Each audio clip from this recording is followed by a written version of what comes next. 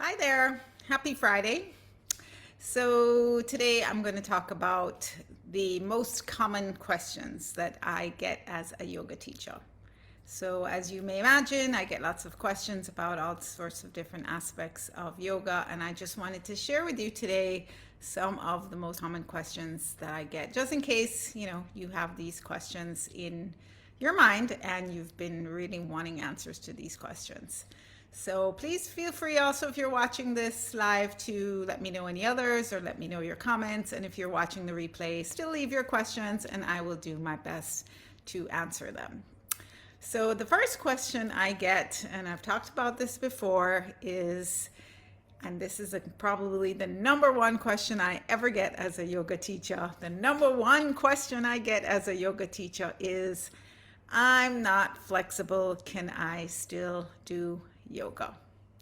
So I don't know why this is still such a question in people's minds, because the answer is yes, yes, yes, yes, yes. As a matter of fact, if you are not flexible, yoga is probably one of the best things that you can do for yourself to improve your flexibility, improve your mobility. And I'm sure you've heard me tell this really corny joke before, but I'm going to tell it again. That saying that you're not flexible, so you can't do yoga, is like saying that you're too dirty to take a bath.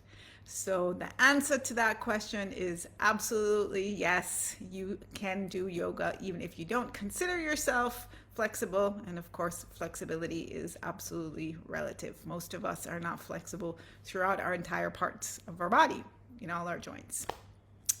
So I hope that if you consider yourself inflexible and want to try yoga, that please, please, please try yoga. It's one of the best things that you can do for yourself. So that leads me to the second question that I often get as a yoga teacher, which is that, why is yoga such a big deal? How come it's so popular? What accounts for the popularity of yoga, primarily in the West? I'm talking about the West. So what's the big deal?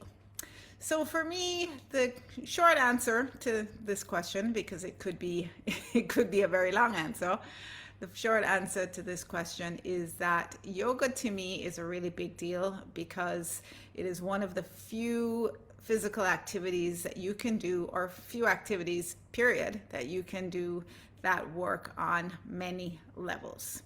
So if you want to use yoga to get stronger, you can absolutely get stronger. If you want to use yoga to become more flexible, you can get more flexible. If you want to use yoga for its mental benefits, you can use yoga to help you to manage your stress and anxiety. If you want to use yoga to help you sleep better, you can use yoga to help you sleep better. So that just really, really works on so many different levels that it's just truly an amazing activity. Second of all, anybody can do it. Absolutely anybody can do it, from a child to a much older person, that no matter how old you are, you can do some form of yoga no matter what your physical situation is. If you're breathing, you can do yoga. So I think for me, those are probably the two biggest reasons why I think that yoga is such a big deal. I mean, I guess the third reason is just that it has so, so, so many benefits for your physical health and your mental health, that I think it's just like a truly amazing thing. So the third question that I get a lot of the time is, why is breathing such an important part of yoga? What's the big deal about breathing?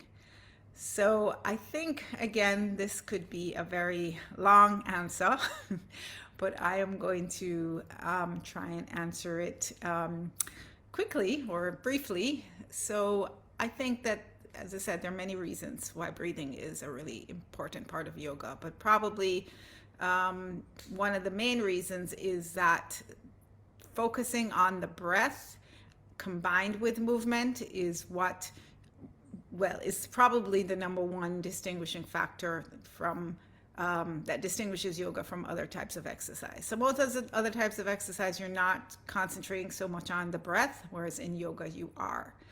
So why do we do that? What is the purpose of that? So a couple of the reasons. Number one, your breath, your breathing, focusing on your breathing, which is called pranayama in yoga, breathing exercises. It helps you to connect to the present or the present moment. And in yoga, we're really all about being present, being aware of what's going on in the present moment, not focusing so much about on the future or the past, but we really want to be present with our bodies, with our thoughts, and focusing on the present moment, because as we know, that's really all we ever have is our present. But we're so often living in the future or living in the past. And using our breath, focusing on our breathing, helps us to stay connected with the present. So that's probably one of the main reasons why our breath is so important. But the other things are the breath has the power to do so many things. So, and there are many different types of breathing techniques which we use for different reasons. So there's some breathing techniques that you use to calm yourself down, to relax, to elicit the relaxation response. There are other types of breathing techniques that actually are energizing, that give you energy. So depending on how you're breathing, you can either relax yourself or you can give yourself energy. As I just mentioned, breathing really can be a powerful tool to help you to manage stress and anxiety. It really does help to release negative energy in the body. It helps to slow everything down, slow down the nervous system. It can even help to reduce your blood pressure, your heart rate. And it is really important to be in a calm, relaxed state for, I would say, most of the time, because that is when the body is able to really heal itself efficiently. And I'm a big believer in the idea that the body really is trying to heal itself most of the time, and we just need to get out of the way and stop injecting so much cortisol and adrenaline into our system all the time, which can inhibit healing. So I think those are just some of the reasons why yoga focuses so much on breathing, because it is a powerful tool to use to help us to, as I said, do so many things. Connect us with the present, relax, get energized, release stress. There's actually a lot of research about the power of breathing, so I will share some links below which will give you more information on this. So leading into that, another question I get a lot is, how exactly does yoga help to manage stress? How is it that yoga is helpful to manage anxiety? And I think one of the big ways is what I just mentioned, is the fact that in yoga, we really do focus a lot on being present, being, self-acceptance, just accepting yourself exactly how you are, not necessarily striving to get anywhere or to do anything or to be anything other than exactly what you are. So there is a big emphasis on self-acceptance, self-compassion, being gentle with yourself, at least in the style of yoga that I teach. These are things that I talk about all the time. So that in itself helps people to relax, to release anxiety, and to release stress. But also the power of the breath, using our breath to as a form of meditation to help us to calm down, help us to, as I mentioned, elicit the relaxation response, the rest and digest response, as opposed to the fight or flight. That's what we do a lot in yoga. We are really focused on relaxing and accepting ourselves for exactly where we are and how we are. So I think those two things really help a lot of people with their stress and anxiety. And it is something, any type of exercise will help to manage stress and anxiety, but I think yoga, with its emphasis on breath, its emphasis on self-acceptance, compassion, gentleness, it really helps a lot of people.